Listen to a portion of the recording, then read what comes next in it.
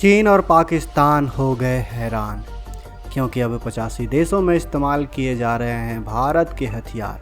भारत ने आज उस ऊंचाई को हासिल कर लिया है जिसे देख रूस और अमेरिका की भी जलने लगी है।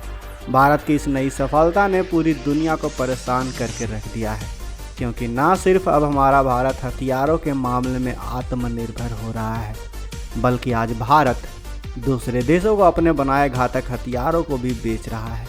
यकीन मानिए दोस्तों, इस पूरी खबर को जानने के बाद आपको भी भारतीय होने पर गर्व होगा, तो वीडियो के अंत तक बने रहें।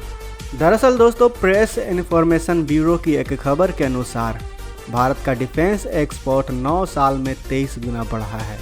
यह आत्मनिर्भर भारत की काफ़ी बड़ी छलांग मानी जा रही है। 2013 से 14 में भारत का डिफेंस एक्सपोर्ट सिर्फ 686 करोड़ का ही था, जो साल 2022 से 23 में बढ़कर 16,000 करोड़ तक पहुंच गया। यह पिछले फाइनेंशियल ईयर की तुलना में लगभग 3,000 करोड़ रुपए ज़्यादा है।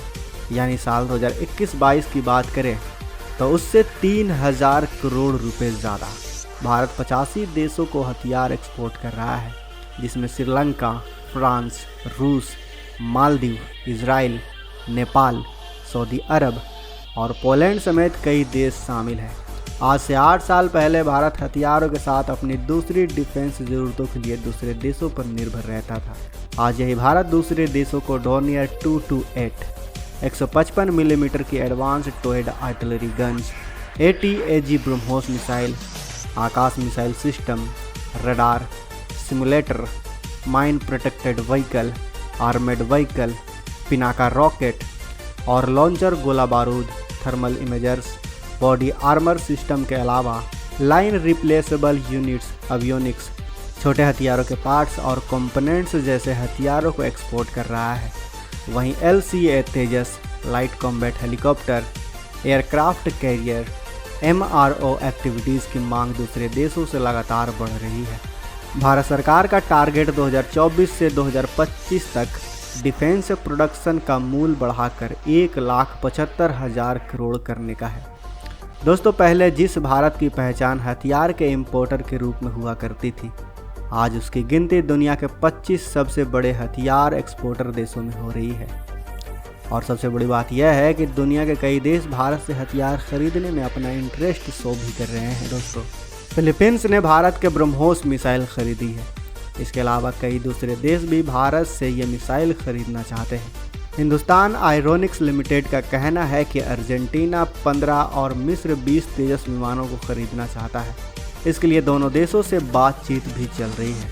थाईलैंड, फिलीपींस, इंडोनेशिया भी भारत से ब्रह्मोस मिसाइल और तेजस विमान को खरीदने के लिए बेताब है। वहीं आर्मेनिया, अजरबैजान से अपनी सुरक्षा के लिए भारत से पिनाका मिसाइल सिस्टम खरीद रहा है। इसके अलावा भारत दक्षिण एशिया, पश्चिम एशिया और अफ्रीकी देशों को भी हथियारों की सप्लाई कर रहा है। और तो और अब भारत अपने इस बढ़ते एक्सपोर्ट को सपोर्ट करने के लिए 2 बड़े डिफेंस कॉरिडोर भी तैयार कर रहा है। इनमें से एक उत्तर प्रदेश में तैयार किया जा रहा है और दूसरा तमिलनाडु में। अगर बात करें भारत के हथियार उत्पादन की, तो इसमें भी हमारा भारत काफ़ी तेज़ी से तरक्की कर रहा है। 2018 से 19 के बीच भारत 40% हथियार दूसरे देशों से खरीद रहा था, लेकिन 2022 के अंत तक आते आते भारत के हथियारों के लिए दूसरे देशों पर निर्भरता सिर्फ 36.7% की ही रह गई है, क्योंकि भारत अब खुद ही अपने हथियारों को बनाने लगा है। भारत सरकार द्वारा उठाए गए इस कदम के बाद देश में डिफेंस प्रोडक्शन मूल्य 1 लाख करोड़ को पार कर गया है। सरकार ने बताया कि 2021-22 में डिफेंस प्रोडक्शन का मूल्य 95,000 करोड़ का था, लेकिन ये 2022-23 में बढ़कर 1,06,800 करोड़ रुपए हो गया है। भारत इन दोनों लड़ाकू विमान, हल्के हेलीकॉप्टर, युद्धपोत, टैंक्स, रॉकेट और दूसरे डिफेंस इक्विपमेंट को विकसित कर रहा है। इसके अलावा भारत ने स्वदेशी एयरक्राफ्ट कैरियर INS विक्रांत भी तैयार किया है। ग्लोबल डिमांड को देखते हुए और डिफेंस सेक्टर में आत्मनिर्भरता बनाए रखने के लिए भारत लगातार अपनी सुरक्षा सुधार कर रहा है। इसी चीज़ को ध्यान में रखते हुए डिफेंस इक्विपमेंट और हथियारों के निर्माण के लिए अब भारत सरकार प्राइवेट सेक्टर को भी शामिल कर रही है, ताकि हथियार निर्माण का काम काफ़ी तेज़ी से हो सके। भारत का डिफेंस एक्सपोर्ट बढ़ने का सबसे बड़ा कारण भारत सरकार द्वारा उठाए गए कदम ही है। डिफेंस एक्सपोर्ट को बढ़ावा देने के लिए भारत सरकार ने 5 से 6 सालों में कई नीतिगत पहल और सुधार भी किए हैं। ऑनलाइन एक्सपोर्ट ऑथोराइजेशन के मामले में एंड टू एंड डिले को कम करने और व्यापार को बनाए रखने के लिए कई कोशिशें की जा रही हैं। सरकार ने एक्सपोर्ट के लिए ओपन जनरल एक्सपोर्ट लाइसेंस यानी OGEL भी जारी किया है। ये एक वन टाइम एक्सपोर्ट लाइसेंस है। यह लाइसेंस एक सीमित समय के लिए बनाया जाता है और उस समय में व्यापारी अपने प्रोडक्ट को दूसरे देशों से आसानी से एक्सपोर्ट कर सकता है। शुरुआत के समय में इसकी लिमिट टाइम सिर्फ 2 साल की होती है। इससे व्यापारी को बार बार परमिशन लेने के लिए चक्कर नहीं काटने पड़ते, जिससे समय और पैसे की काफ़ी बचत होती है और एक्सपोर्ट भी बहुत आसानी से हो जाता है। जब भी भारत सरकार के पास किसी डिफेंस एक्सपोर्ट की डिमांड आती है तो उसे इंडियन डिफेंस एक्सपोर्टर के पास ऑनलाइन पोर्टल की मदद से फ़ौरन पहुंचा दिया जाता है, ताकि जल्द से जल्द वो उसकी ज़रूरत को समझकर डिफेंस एक्सपोर्ट से रिलेटेड सवालों का जवाब दे सके। और अगर बातचीत के बाद डील फाइनल हो जाती है, उसके बाद जल्द ही उन देशों को हथियार एक्सपोर्ट कर दिए जाते हैं। दोस्तों, भारत इस सेक्टर में काफ़ी तेज़ी से काम कर रहा है और उम्मीद है कि एक दिन भारत इस सेक्टर का बादशाह बन जाएगा।